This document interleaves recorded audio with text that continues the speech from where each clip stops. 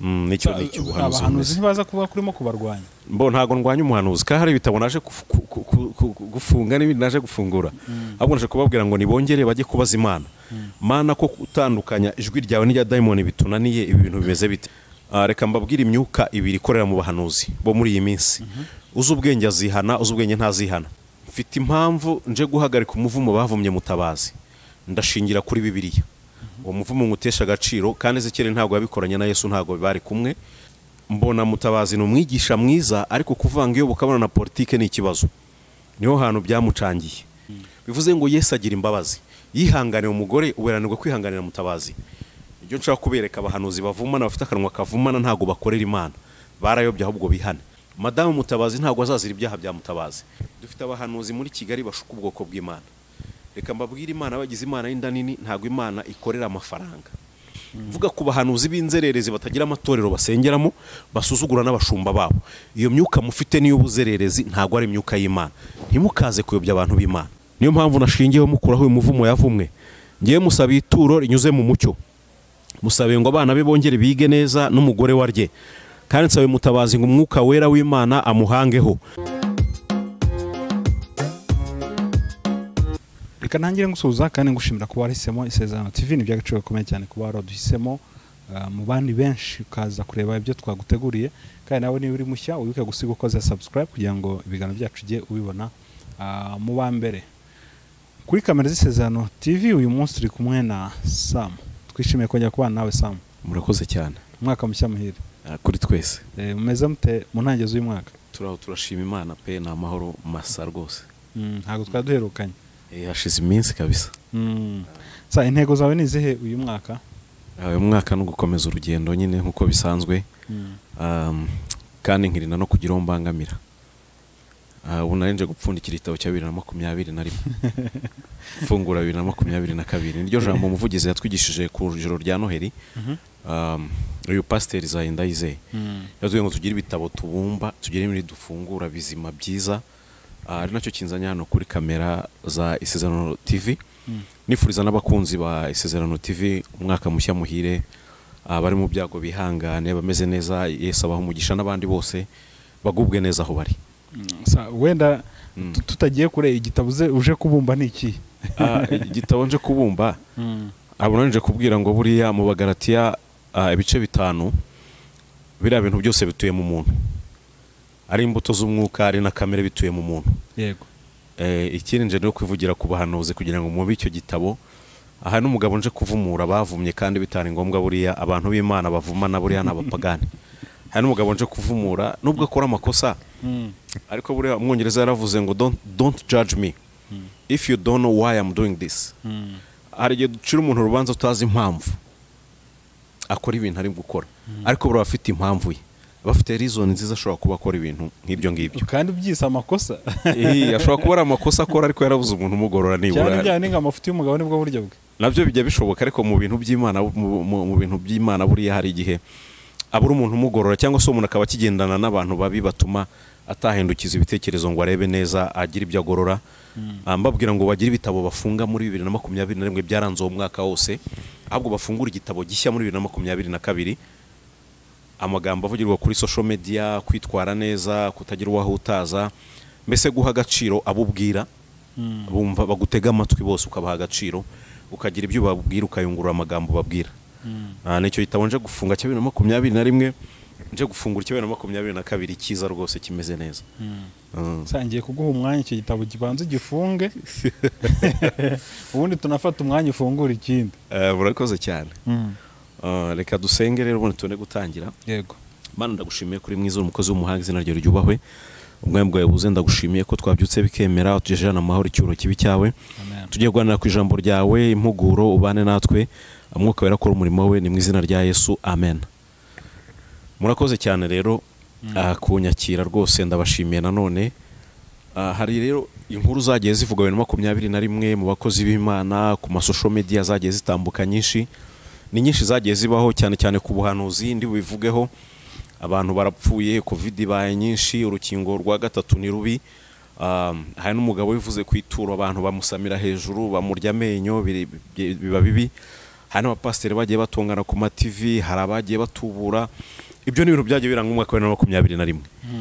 Wenda ntagiye kure ndakamvuge ku bintu byabaye byavuzwe kurusha ibindi cyane. No umugabo wavuze ngo pasiteri navuga ngo ujya mu rusengero pasiteri akavuga wenda mbere yuko twinjira kuri ibyo ngibyo waruhereye ku buhanuzi. Yego. Ubuhanuzi se ikibazo kirimo ni iki? Ubuhanuzi ikibazo kirimo nabo ntago bazi niba ari Imana ibavugisha cyangwa ari dayimoni ibavugisha. Nuvuga ngo ntago bazi nabo ntago babizi. Impamvu navuga ngo ubuhanuzi ntago bwemera se? Nemera ubuhanuzi ariko mwemera mbugenzuje Bibiliya. Ikintu cya mbere usanga ntago ari bwo rwose. Reka nkubwire vo. Buriya Imana ifite ukuntu ihamagara abantu ndetse ikabaha n'impano z'umwuka wera, aribwo tubona bari abahanuzi n'izindi mpano zose zitandukanye. Ariko nk'ubu uhamagaye umuhanuzi nawe wizera ukambwira ati uri umuhanuzi, mbwira ijwi ry'Imana n'irya shitani ahantu bitandukanira, icyo kibazo ntiyakigusubiza. Kandi ahantu nabirebeye nagiye numva ngo umuhanuzi yaravangiwe, ngo yaravangiwe yavangiwe. Mbese umwuka w'Imana ubarimo uravangirwa cyangwa ni ibintu bihangishijeho bihamagaje? Niyo mpamvu ubwo buhanuzi burimo ikibazo. Ubwo bwa 2021 burimo ikibazo, ndagira ngo bihane babwira Imana ngo ntago tuzi gutandukanya ijwi ryawe n'irya dayimoni, ahubwo twigishe tumenye, kuko abenshi ntibabizi. Kandi abenshi bahanurira mu marangamutima yabo no mu ishyaka wenda bafite ry'umurimo w'Imana navuga, hakagira amakosa akorwa nkayo ndi buvuge mu kanya kari buze. Nicyo ubuhanuzi. Abahanuzi ntibaza kuba kurimo kubarwanya. Ntago ndwanya umuhanuzi, kandi hari ibitabo naje gufunga n'ibindi naje gufungura. Ahubwo naje kubabwira ngo nibongere bajye kubaza Imana. Mana ko gutandukanya ijwi ryawe n'irya dayimoni bitunaniye, ibi bintu bimeze bite? Reka nkubwire vo, amarangamutima wawe yakuganiriza kandi ukumva ni nk'ijwi mu mutima.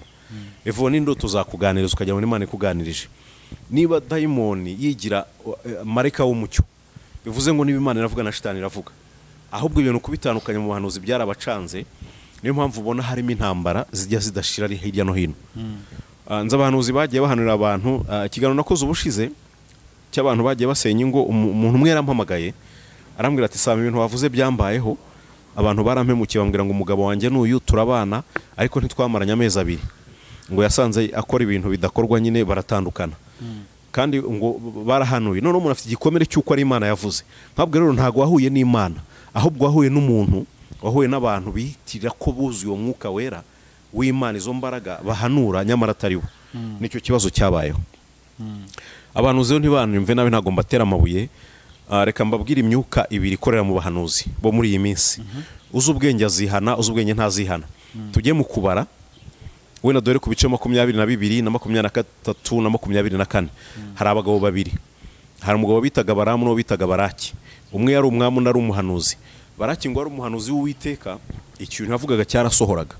Niyo yavumaga igiti yahita cyuma ko kanya.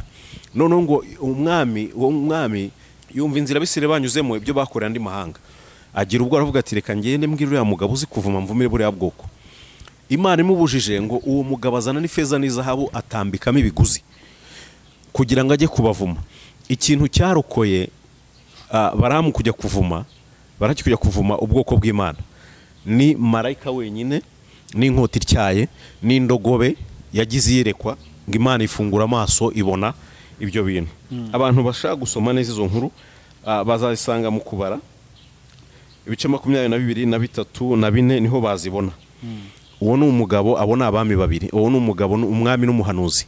Bivuze ngo hari abahanuzi b'iki bafite muri iyo myuka ibiri. Icyambere bafite gukunda amafaranga, icyakora bafite kuvumana. Ibyo bintu bibiri rero nibyo byaranze uwo mwaka wa 2021. Bitari byiza bagakwiye gupfundikira, ahubwo bikaba ibintu bizima. Umwuka w'ubiguzi uri mu bantu benshi. Hari abantu Imana yahamagaye wenda bahanizo mpano, ariko ntago ahubwo ngo ntimuzakora akazi nzabatunga. Ahubwo bigize abanebwe, babaye abantu bazagaburirwa nuko bahanuye, bazagaburirwa nuko bavuze ijambo ry'Imana. No, ntago kuba uri umuhanuzi bitakubuza gukora akazi. Nta nubwo kuba uri umuvuga ubutumwa bitakubuza gukora akazi. Niba wubatse urugo washaka akantu madamu bakicaramo, ariko ntugire igitutsi na kimuzana mu bantu b'Imana babwira ngo mumpe ituro bigende gutya, naragusengeye warakize niba mpaye ituro. Ubu ngenzi n'abantu byabaye ikibazo, umuntu yasengeye undi abona akazi, none baranganye kubera ko atamuzaniye ituro ku mushara wa mbere. Ngenzi n'umuntu waka ituro ngo yakashe kemu kimwe cya kabiri, ngo ituro kimwe cya kabiri cy'umushara wawe. Uwo mugabo yavuye hano kuri TV ejo ni mugoroba nawe ejo bundi nabonye ikiganiro cy'ejo bundi mu byejo bundi iyo umubwiye ngo nsengera afite ikibazo iki niki ngenza abantu yagiye yaka kimwe cya kabiri cy'umushahara afite amagambo ababwira yo mu kuva no mu kubara akabwira ngo bigenda gutya ituro ryo kwihumanura uritanga mbere kandi sibyo kandi azavuga nk'umukozi w'Imana ariko buriya ntago byari byiza ikintu cy'ubwesikoro cyagakwiye kurangira na 21 hakaza igitabo gishyashya ku bahanuzi kimeze neza abantu bakayoboka Imana. Niyo myuka rero ikoresha abahanuzi yaranze na 21 no mwuka w'inda n'amafaranga n'umwuga wo kuvumana ibyo ni byaranze abahanuzi.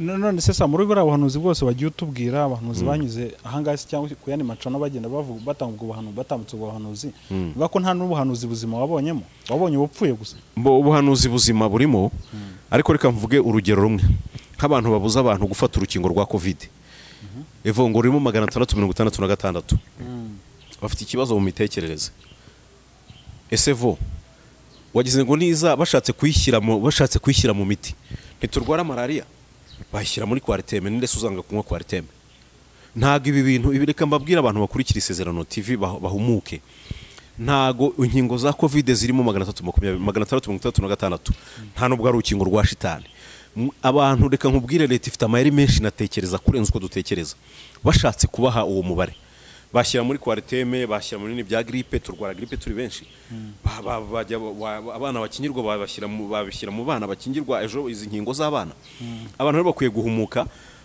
abantu bazagarizwa n'imanga mutima yabo bazaza kugumura abantu reka mbabwire ngo urukingo nta n'ikintu rutwaye rwose nta muntu uzaba vampire nkuko numva babivuga ngo bazabibimara ngo bazabakontrola no ibyo nukubeshya covid gitangira nzu umuntu ukomeye muri gospel w'umubwiriza butumwa yaravuze ngo hazaza mashini ngo giye kubatera inkingo ngo reka abantu b'Imana ngo izo nkingo zizabarejeta ngo ntago zizabafata ibyo no ubupfapfa nuko ngwerwa n'amaranga mutima yawe no gusoma Bibiliya ukabyisobanurira ntusenge umwuka wera gusobanurire ahubwo bikavamo kuyobya abantu reka mbabwire inkingo uzikinyizanye kugira ngo utanduza abandi kandi reka mbabwire urukingo no gukizwa nta hantu bihuriye urukingo rukingira umubiri ariko gukizwa ni mu mwuka nta hantu bihuriye baragukingira kugira ngo utarwara ntago bagukingira kugira ngo baguhe shitani no kuguha shitani bivuga by'ibimenyetso ni ibintu bizaba biri mu myizerere n'imyumvire hari abantu bahisemo muri Amerika gukorera shitani bafite itorero rya daimoni abo ngabo byararangiye ibyo ni ibyabo ni imyemerere yabo bahimbaza shitani baramukorera hakaba n'abantu bahisemo gukorera Imana bazemera no gupfira Imana batwihe dukunda Yesu tuzanamupfira bitandukanye rero nibyo bintu nasabaga abahanuzi iki bige gutandukanya ijwi ry'Imana n'irya daimoni kandi bereke ko by'intore z'Imana kuko bazabona ishyano abavuga ngo Imana yavuze itavuze bazabona ishyano abantu bakora gutyo yego tuvuye kuri ubwo buhanuzi hari ikindi wari ugiye kuvuga nsa nkaho nguciye mu ijambo nangiye guhita mvuga ku muntu umwe nabonye hano wavumye ariko nagira ngo mbifungire rimwe n'ibyo ngibyo reka mvuge kuri uyu muntu yaraje avuma umugabo wubatse ufite n'urugo ufite n'abana biga mu mashuri wenda simbizi kandi bakeneye kubaho ubuzima bwa buri munsi mbwira uyu mugabo wenda reka muvuge Ezekiyeli ntago umukozi w'Imana agira ururimi ruvuma mfite impamvu nje guhagarika umuvumo bavumye Mutabazi ndashingira kuri Bibiliya uwo muvumo ngutesha agaciro kandi Ezekiyeli ntago yabikoranye na Yesu ntago bari kumwe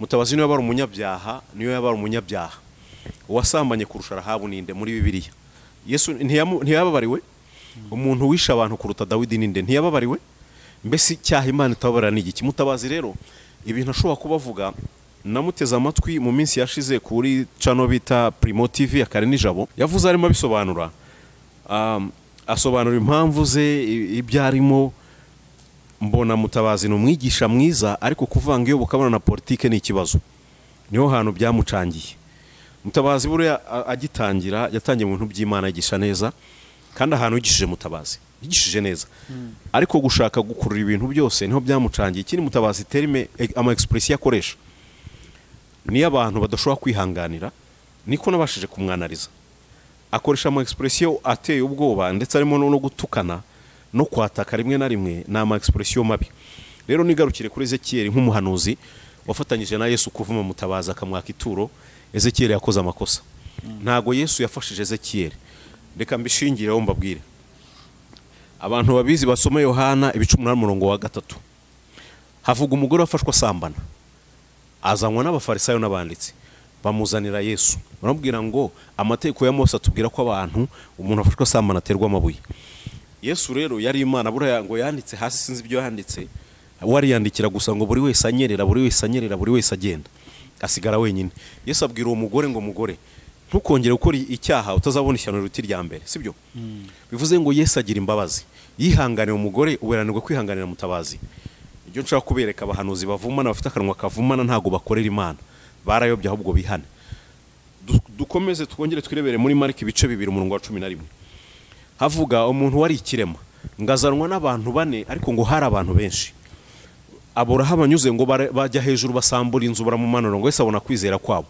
Abonye kwizera kwabo ngo yabwiye ikirema ngo ibyaha byawe urabibariwe. Icyo ni icyambere.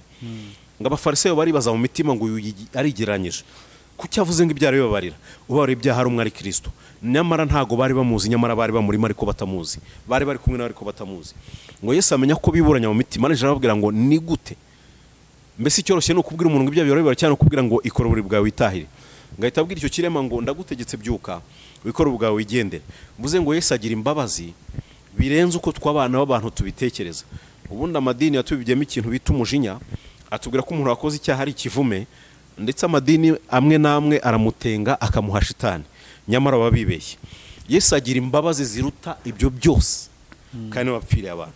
Mvuga iki rero niba usengere Mutabazi sengesho mukuru uyu muvumo kuko ntago Yesu yafatanyije Ezekiel kuvuma. Yesu ni umunyembabazi.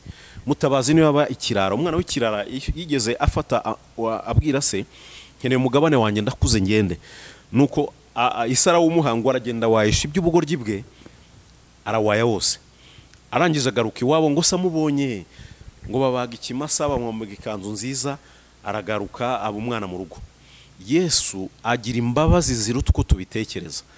Amakosa Mutabazi yabakora akeneye kuzahurwa akanaganirizwa mu buryo buzima niho kuza kuvuma Mutabazi. Mutabazi afite abana biga primaire wenda biga na secondaire. Madame Mutabazi ntago azazira ibyaha bya Mutabazi. Niyo mpamvu nge ndi buvumure Mutabazi ku kubera izi ngingo ebyiri nshingiraho. Ubundi Yesu azagupfa ntago yaziye abakiranutsi nka Ezekiel yaziye abanyabyanka Mutabazi. Niyo mpamvu nge nta muciraho iteka.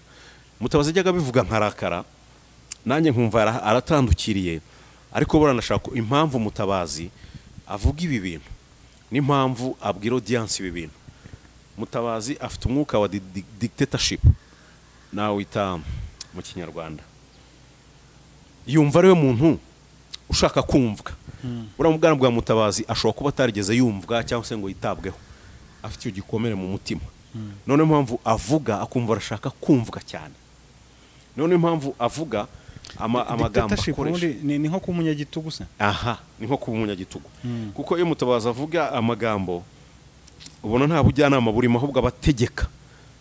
Ashobora kuba afite autorité yo gutegeka muri we ariko ikora nabi itarakorerwa ubugororangingo ngo ugende neza. Mvuga iki kugira ikintu nkisoze rero Ezekiel yihane nta muhanuzi uvuma. Kandi mukanya wari umugize umukiranutse.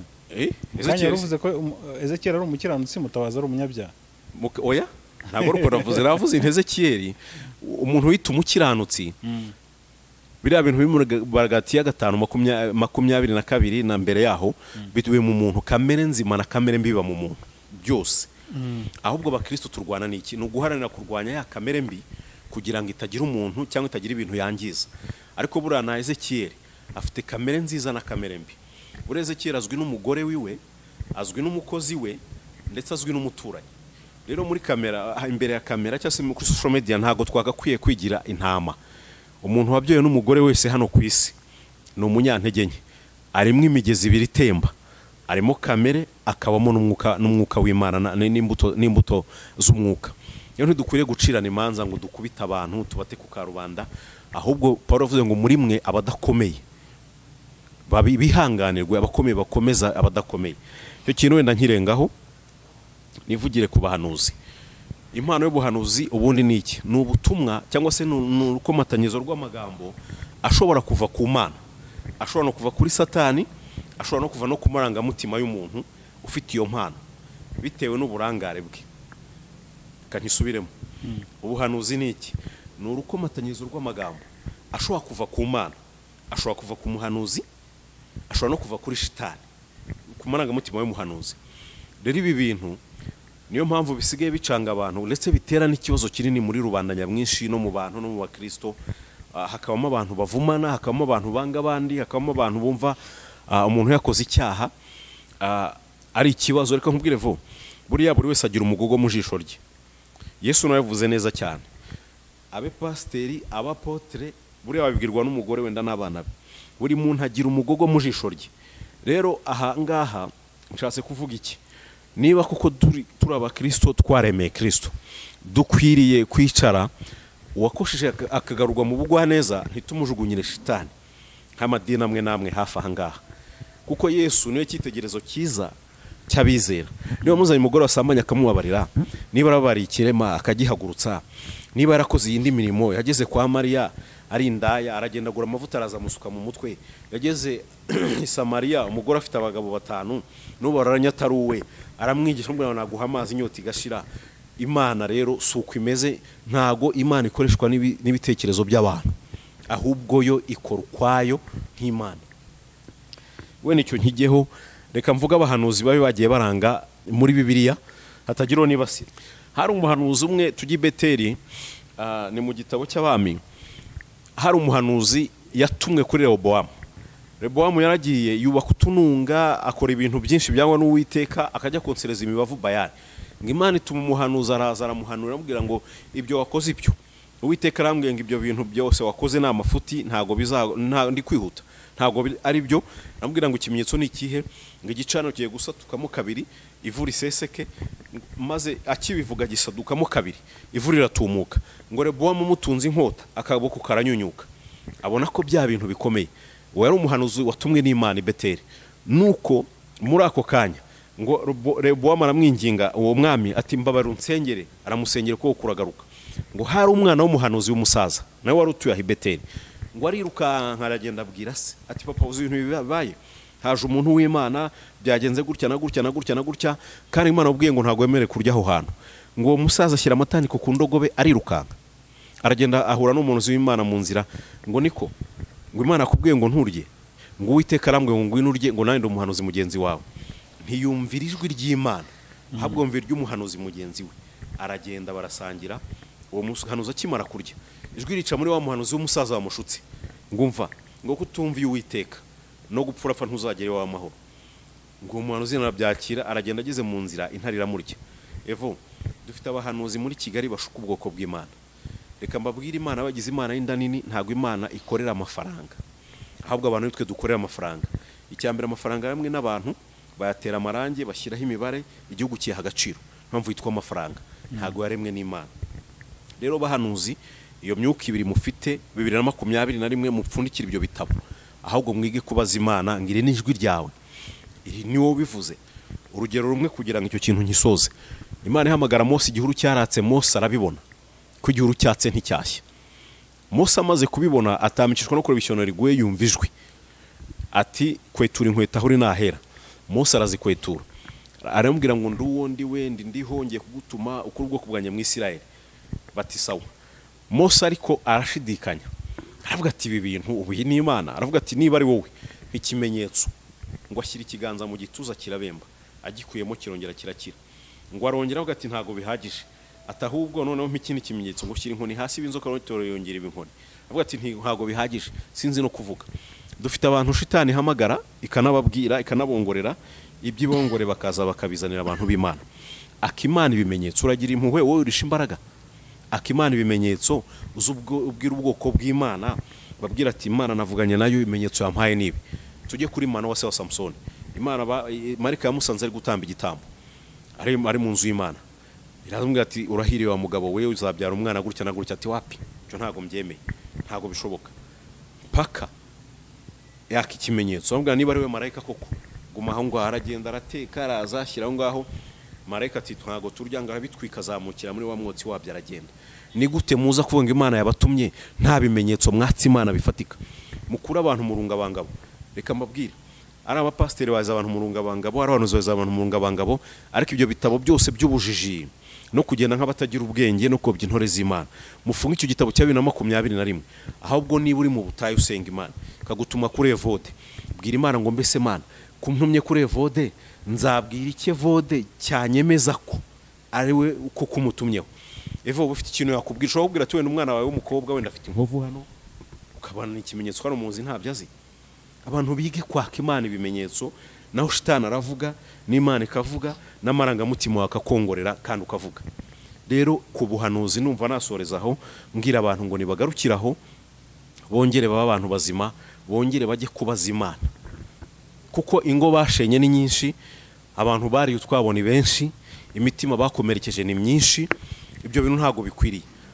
Ikindi kintu nahanura kuri Grand Frère Apotre, kuza kuvuga kuri kamera, yageranyije abantu ngo imiyugira n'inzuki. Biriya bintu ntago byemewe mu mategeko ya literere. Nk'umuntu wize kaminuza, Apotre, professor, ntago byemewe gufata abantu kamugeranya n'inyamaswa, ubwo babaye inyamaswa. Biriya amategeko arabihanira, ntazongere. Ni ibintu bibi pe. Ndumva rero ngiye gusoza ikiganiro cyanjye Vode, umuhanuzi mwiza ngiye gusorezaho. Tugiye muri Samweli, turusome ibice wa mbere, ibice 12:3 kugeza ku wa 4. Uwo mugabo ni Samweli, muzi uko yavutse. Reka mabwire guca bugufi kwa Samweli. Eli yigeze agoma n'urugo rwe n'abana be ngo basambanyirizaga abagore ahantu batambira. Bari bafite ikintu kimeze nk'umushito, bakajomba mu nyama bagakuramo ibitambo byiza bakabirya, bakagenda bakanabeshya umutambye ngo data arashaka inyama zokeje ntashaka izitetse. None ngo yabaza Imana ngo ibibwira Eli. Ibibwiye Eli hamagara abahungu ngo niko shanga ibintu numva no kuri ngo mwahinduye ingeso zanyu. Ntiyabacyaha. Atabacyashye Imana, hari umudamu witaga Hana wari warasengeye umwana igihe kirekire, ngo buri mwaka ajya gishira akajya gutamba ibitambo. Uwo mwana amaze kuvuka ngo amutura Imana bwa mbere amagara Samweli yagiye kwitaba Eli kuko ari we yarazi. Ubu hari abantu bitaba abahanuzi kandi atari bo bagagoye kwitaba, nabo bagafite ubutware bwo kwisengera bakamenya. Noneho Imana bwa kabiri bwa gatatu erabwira Samweli ngo Imana ngiye kuguhamagara uvuge ngo ndi hano karame mwami. Ngo Imana yamugaye Samweli yitaba Imana. Arangije kwitaba Imana, Imana imubwira ibintu izakora inzu ya Eli. Samweli abukeye eramubwira ati mwana wanjye ntumpishe ibyo Imana yakubwiye. Imubwira ibyo izakora byose. Ntago byakuyeho ko Samweli asuzugura Eli, ahubwo Samweli yubashye Eli kugeza igihe Imana yavuze bizasohorera. Nubwo Imana yavuze ati nzahana Eli, isanuko isanizanyagwa, abana be bazagwa ku rugamba, na Eli azapfa gutyo, ariko ntago Samweli yigeze asuzugura Eli. Vuga ku bahanuzi b'inzererezi batagira amatorero basengeramo, basuzugura n'abashumba babo. Iyo myuka mufite niyo ubuzererezi, ntago ari imyuka y'Imana. Ntimukaze kuyobya abantu b'Imana. Icyo wenda cyumvikane gutyo. Ubaha umushumba ugushumbye, ubaha wakubatije, ubaha uwakwakiriye. Cyo koza n'Imana ikubwira ngo uyu muntu gutya na gutya, ntibyakuraho kutamwuba. Niyo yaba ari mubi adahanura atanerekwa nkawe, ntibikuraho kutamwuba, kuko aragushumbye kandi arakuyoboye. Ijambo ryose wumvishe, kurerwa k'ubuhanuzi warezwe byare mu itorero. Mbwira abahanuzi b'abanyabutayu birirwa mu butayu, birirwa bagenda bananiranye, musubire mu matorero mubarirwamo, mwemere kugendera ku mabwiriza y'itorero n'idini mubarirwamo, kuko ibintu mukora muri murangisha abantu itorero. Pasiteri niyo ataba yerekwa ariko ni pasiteri, no yaba ari umukene ni pasiteri. Ibyo ntabwo byari bikwiriye. 2021 birangire. Kuza gusebya umushumba wawe, ibyo birangire. Kuza gusebya umuntu apotere runaka, ibyo birangire. Twese dufite imigogo mu maso yacu, biragatsindwa n'Imana. Ndi ku muhanuzi mwiza. Uyu Samweli arakurakorera Imana, abyara n'abahungu babacamanza b'Abisiraheli mu bice bibanza. Ariko ahantu nagendere ni hano ku gice cya 12, niho nagendereye, niho ngendereye cyane. Murongo 3 n'uwa 4 ngo Samweli amaze gusaza agiye gupfa, ngo yahamagaye abantu bose arababwira ngo nimuze, hari uwo natse ihene, hari uwo nariganyije, hari uwo natse ituro rye ku ngufu, ngo nimunshinje ndi imbere yanyu. Ngo Abisirayeli bose barareba baritegereza, basanga Samweli ni nyangamugoyo. Barabwira ati Samweli, ntawe watse ituro, ntawe watse ruswa, nta no wasenyeye urugo, nta nayo wabwiye ngo Imana yavuze itavuze, ahubwo watubereye inkoramutima igendera amahoro. Ndakubwiza ukuri, mpere ku bantu hano kuri social media, nanjye ndimo. Ushobora kuri muri quartier kavuga ati ni ruvumwa, bamuvumira ku gahera. Nyamara hano avuga indimi yishushanya. Ibyo ntabwo byari bikwiriye. 2021 mufunga icyo gitabo, ahubwo muhindukire rwose, kuko mwasenye ingo nyinshi yo bahanuriye ngo abana abafiance barabana ntibabane, ibyo bikavaho, ingo zigatandukana. Ubundi reka mbabwire, nawe wasenga Imana ikakwisangira. Umwenda kinjije rero tabutsemo kabiri buri wese yigererayo. Nsoza rero navuga ku muhanuzi mwiza ko akwiriye kuba ameze, kandi umuhanuzi mwiza Samweli atangiye atazi gutandukanya ijwi ry'Imana n'irya Eli, akitaba Eli. Ndagira ngo mbabwire bahanuzi mwige gutandukanya ijwi ry'Imana n'iry'ababahamagara cyane ibindi bibahamagara, kuko niba Imana ivuga na demoni iravuga n'amarangamutima yakongorera, kandi mwige gushishoza ntago ibyera byose ari amata, n'abahanura bose ko bahanura bivuye ku Mana, n'ababwiriza bose ko bahanura bivuye ku Uwiteka, ahubwo mwige gushishoza kandi musenge, mwige kuba abantu b'Imana nyakuri. Mbwira icyo abahanuzi bavumana afite umwuka wa Baramu bagende bihane, wo ukunda imiya no kuvumana wo ntiwari ukwiriye, musaba Imana. Umugabo umwe yigeze avuga ijambo rikomeye, ni pasteur wambaje, yaravuze ngo niba ufite impano z'Imana ariko hari ibyaha byakunaniye, banza usubize impano Imana, nurangiza ubanza ukizwe, numara gukizwa uzongera ubwire abantu ati noneho ndi muzima nakijijwe. Ndangira abantu bafite ibikomere byabo, bantu bagiye bakomereka, bakomerekejwe n'abahanuzi, abakomerekeye mu nzu y'Imana. Hari abagabo batatu bakorera kuri radio imwe, we nasuku yamamaza no kubarangira. Nanye mfite ibikomere natewe nge n'imiryango n'inshuti n'abahanuzi nabo twasenganye, ariko ndeka mabwira hano bya ya ADPR wambaje n'abandi babiri, pasteur wambaje, pasteur nibagiwe amazina yabo, ariko bafite ikiganiro bavuga ngo amasaziro yo mu mwuka. Abo bagabo muzabakurikirane kuwa gatatu saa 4, saa 3 kugera saa 5, kuwa gatandatu saa 8. Icyo kiganiro muzakibohokeramo, muzame by'amadini muri muko bimeze, kuko muzamenya n'ibindi bintu byinshi. Muzamenya ko abantu burya mwisa ari abantu nshobora guhanura nyamara ndi umuntu ufite kamera itarapfa muri nge. Uzamenya ko pasteur burya ari umuntu ashobora kugira intege akagenda agasambanya agakobwa hariya. Mbese harimo ibintu byiza byagufasha ugakurura mu buzima bwo mu mwuka, ukaba umuntu muzima. Abantu bakomejwe n'imiryango batarababarira, abo bagabo bafite ibintu byinshi bakubwira, bafite amateka bakwigisha, bafite analyse nziza. Nkurangira kuzajyayo nawe ukiga kandi ukamenya. Ndumva nasoreza hevokere, kandi ufite ibibazo wambaza, ariko numva ari ubwo butumwa nari mfite uyu munsi. Murakoze cyane. Nyuma y'ubutumwa bwawe ndumva nta kibazo nakubaza, ndumva wabisobanura bihagije. Yego, birahagije. Murakoze cyane. Yego.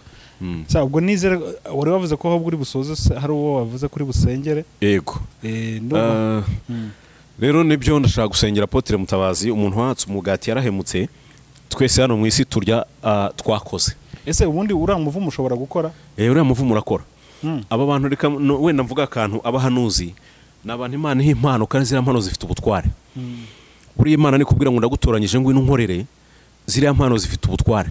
Yakuvuma bigashoboka. Sanabwiye ku bantu baramu yagiye kuvuma Bisiraheli, iyo hatazi indogobe na marayika w'inkota ngo indogobe mubone, umuvumo ari kubavuma wari kubafata. Rero hari abantu Imana yahaye impano cyo kuzazibahaye bitwara neza, ahubwo ko iminsi igenda izabagenda babigoreka. Noneho bafite n'umujinya, buriya ntago napfa kukuvuma. Mbese ndakuvuma ngi kuvuma ndinde, kuna nshobora kuba ndi mubi kukuruta ahubwo. Niyo mpamvu rero ngira ngo uyu muvumo ngukure kuri Mutabazi. Wenda ntibantera amabuye, ntago nkikiye Mutabazi. Nanya nigize mwatuza agakiza hano ku ISEZERANO TV, murabizi mbona yarengereye cyane, ariko maze kubona ko Mutabazi mu buzima buri psychologically, Mutabazi akeneye umuntu umuganiriza. Mutabazi afite umujinya w'ibihe birebire w'amateka ashobora kuba yaramubayeho, njye uko namubonye, kandi afite amateka y'umuryango, cyangwa se n'aho abo yabanye nabo, n'aho yahuye, cyangwa se n'uko yakuze, bishobora kumugiraho ingaruka zo kuvuga kuriya, kwitwara kuriya. Mutabazi psychologically akeneye kuganirizwa n'umuntu. Hari abantu bita ba mentor, kandi Mutabazi burakeneye guca bugufi akumva, kuko Mutabazi nta muntu ajya yumva burazi kwaza ibintu byose, kandi niryo kosa rya mbere nabonye kuri Mutabazi. Ariko nyo ntago mwifuriza ko umuvumo bamuvumye mujyaho. Nundi wese uzavumira kuri kamera umuvumo ni bibi, nawe uburi umupfapfa ni icyaha. Rero ndashaka kumusengera, kandi mfunikira igitabo cya 2021 22 tubana amahoro. Twese dufite imigogo, twese turabanyabyaha, twese tubakugwa imbabazi z'Imana. Nushaka uhanure, nushaka werekwe, nushaka ubusenga mareka ave mu ijuru agaruke mu isi, twese turabanyabyaha, tubaho kubwa imbabazi z'Imana. Nta muntu udakora icyaha. Rero sinkwe kuza kuvuma hano, nta nubwo naje gutwika ngo bamenye. Oya, njya mvuga iki kintu, nkorera make yanjye, nkagura ipantaro, nkishyura ibyondo by'abandi, nkabaho. Ntuzampe ituro, sindi pasteur uzafata icya 10 cyo kijyane mu rusengero, Imana izaguha umugisha, cyangwa ituro rijyana ahandi. Ariko ngiye nzakoresha amaboko yanjye. Niyo mpamagara full time sinayikundira, ko full time irimo ibibazo byinshi nagiye mbona nitegereza. rero reka dusenge. Imana iguhamagaye ntabwo wabyemera full time oya ntabwo nabyemera waburana nayo oya Imana buri yitera ingingo ikayumva. Mose yigeze abwira ati Imana ahantu ho kubica mu butayu ahubwo ngewe unyice n'abantu bazavuga ko ahubwo wanane kuteza ikanana ahubwo ugiye twicira hano ahubwo Imana irabyumva ati Mose nibyo. Ariko rero reka nkubwire iyo ubona ubundi Imana nta muntu ifata ku ngufu ahubwo urabwira ati Imana kubera ibintu mbona ubu ukumbona uku ahubwo byagenda gutya ko full time ibibazo byinshi kandi abantu bakona nk'umwesikoro utari umwesikoro ushobora no kugira ikibazo mu bigeragezo turageragezwe vo umugore nabona bagasonza ukabona nta nzira kavuga ati reka ntekera umutwe vode ame nka 2 basi ndebe ko barya ijoro rimwe nkaza nka kubeshya ntevo mpa 2 simfite nzabikura ejo ariko ndebe ko abana banjye barya mpamvu gukora Imana full time biragoye niyo mpamvu hari abantu bahamagawe n'Imana ariko mu muhamagaro ntibabaza Imana bahita bagenda birukanka bajye bagira ubwenge nka Mose yanze guhita yirukanka baravuga ati Imana niba ari we koko reka tubanze tubimenye. Byatumye Imana imugira nk'Imana mu maso ya Farawo kubera iki yaravuze ati uyu muntu unshidikanyijeho udahise ugenda reka nzihe cyubahiro koko. Rero amagawe n'Imana full time ifite ukuntu ikorana nawe utiriwe usaba yanga utibitabapfa ariko iyo itaguhamagaye iyo aguhamagaye ntutuze ngo ubanze uyibaze birangira nyine ewana uvanga vanze ibintu mu murimo w'Imana mu muhamagaro. Muzabona abapasiteri babivanga abapotre babivanga abashumba babivanga abahanuzi babivanga. Imana imukubita impano nk'atabanje ngasenga agira imbaraga anayibaze ngo nzagenda gute nzakora iki yirukanka ahanurira ingo ahanura ibyo atazi Satani yamwongoreraga kurura akakubwira Imana yamubwiraga kurura akakubwira. Numva abantu benshi babitsa amasezerano y'amahuri batazi n'abavuzwe n'Imana ariko Aburahamu byaramucanze aravuga ati reka nsubire kubaza Uwiteka ko umugaragu wanjye uzaragwa ibyanjye Uwiteka niyo twavuganye ngo imufata akaboko iramusohora arambwira ngo reba hejuru ngo ni kuri urubyaro rwawe ruzangana ngimwereka umusenyi wo ku nyanja ngo ni kuri urubyaro rwawe ruzangana. Abantu bige kubaza Imana bagaruke babaza Imana ibimenyetso. Nujya mu butayu Imana ikabwira nkujyanye muri Amerika uho cyafite ibibazo hano muri Amerika urajya gukora iki wabanje n'ibyaha bigakemuka. Ushobora kuba ufite nyabingi ukazurirana indege ukagenda na Washington DC ukazimanukana indege bakakwereka aho uba zigakomeza zikakunigirayo ahubwo ubanza ushaka Imana wowe nawe mwigiranira ubusabano bwira Imana kubohoye naho ubundi ibyo bintu byose niko bimeze. Reka nsengere Mutabazi nsoza kandi mbwira n'uyu muhanuzi kwihana n'umugabo warubatse n'umupapa baze ngo umuntu amukuye kubiraye we ntiyasara Ezekiel nawe amukuye kubiraye buri yasara abana be bashonje yasara yavuze indi bavuga ati Imana none ndajya. Reka rero dusenga Imana. Yesu ndagushimiye kuri umukozi w'umuhanga ushimiye kuri Imana nzima ntago twanga Mutabazi niyo mpamvu nashingiyeho mukuraho uyu muvumo yavumwe ngiye musaba ituro rinyuze mu mucyo musabe ngo abana be bongere bige neza n'umugore warye kandi nsabe Mutabazi ngo umwuka wera w'Imana amuhangeho umwe wahuye na Paulo ari uhura na Mutabazi kandi mu izina rye nshingiye ko wabare umugore wasambanye ufite imbabazi Mutabazi nta byaha afite byinshi cyane byatuma acibwa umutwe nta byaha byatuma abana be babura minerivare nta byaha byatumye umugore wasonza nta nubwo bikwiriye ko umuhanuzi uvuga ijambo ry'Imana aza kuvuma abantu kuri YouTube hano kuri social media kandi akanwa kari Imana ntago kavuma akanwa kuzuye Imana karababarira. Niyo mpamvu akanwa ka Yesu kavugaga ibya Yesu kari kuzuye imbabazi nyinshi. Nuko rero 2021 tuyirangije gutya ndeka hagurutsa abantu buzuye imbabazi mu kanwa kabo abantu bafite imbabazi abantu bihanganira badakomeye abantu bihanganira bigoreka ahubwo bagasenga ngo umwuka wera azabigorore. Ndagushimiye rero nukora umurimo wawe 2020 duhe kugira imbaraga uduhe kugwiza ubwenge kandi udufashe abahanuzi ubahe umwuka wera w'imbaraga kandi ubahe kumva no kukumvira ubahe kumenya ijwi ryawe ubarinde kuyobya intore Mana abakiza gusaba amafaranga no babeshya abantu abo bose tubakubise hasi ibyo byose nibicike ahubwo imbaraga zawe nizibe Mana abo hamagaye ngo bajye gukora ni bagende bakore banagukorere ahamagaye full time nubatunge kugira ngo ibibazo biharangire kuko uri data wa twese urakoze ngo komeza utuyobore ni mu izina rya Yesu amen.